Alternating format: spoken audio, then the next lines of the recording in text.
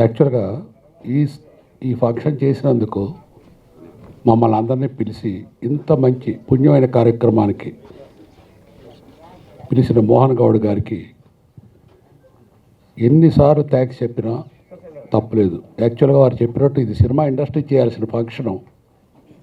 అట్లాంటి ఫంక్షన్ని ఒక ప్రైవేట్ వ్యక్తి చేయటం నిజంగా చాలా బాధాకరమైన విషయం.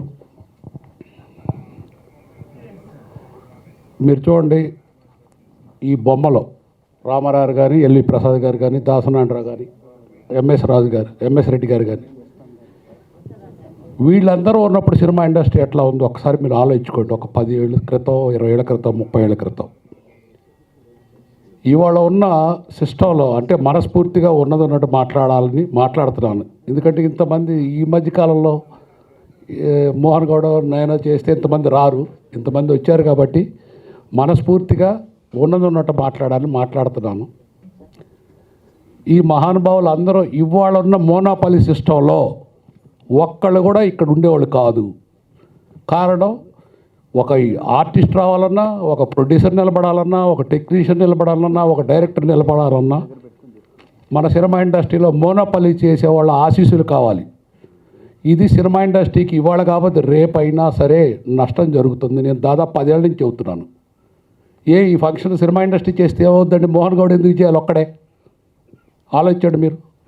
అంటే సినిమా ఇండస్ట్రీలో మోనోపలి ఆశీస్సులు ఉంటే గుర్రం గాడిద అవుద్ది, గాడిద గుర్రం అవుద్ది. ఇది మాత్రం సత్యం. నేను 40 ఏళ్ళ నుంచి తెలుసుకున్నది.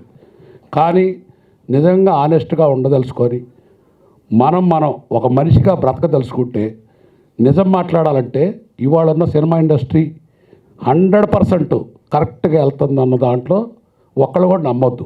ఎవరైతే theatres monopoly, artist monopoly, directors monopoly, నిర్మాతల మోనోపలి ఎవరైతే ఉన్నారో వాళ్ళే నిలబడుతున్నారు.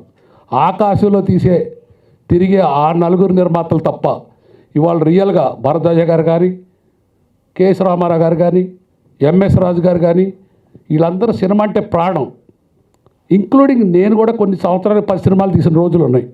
ఇవాళ నా దగ్గర డబ్బులు ఉన్నాయి, అన్నీ ఉన్నాయి.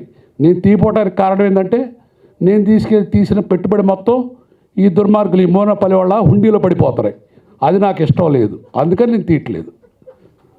అందుకని దయచేసి సినిమా ఇండస్ట్రీ నిజంగా ప్రేమ ఉంటే ముందు ఈ మోనోపలి దరిద్రం వదిలితే స్వేచ్ఛ వచ్చుద్ది, మనం గాలి పీల్చుకోగలం. ఈ కార్యక్రమంలో నేను చెప్పదలుచుకుంది ఇది ఒకటే. Thank you.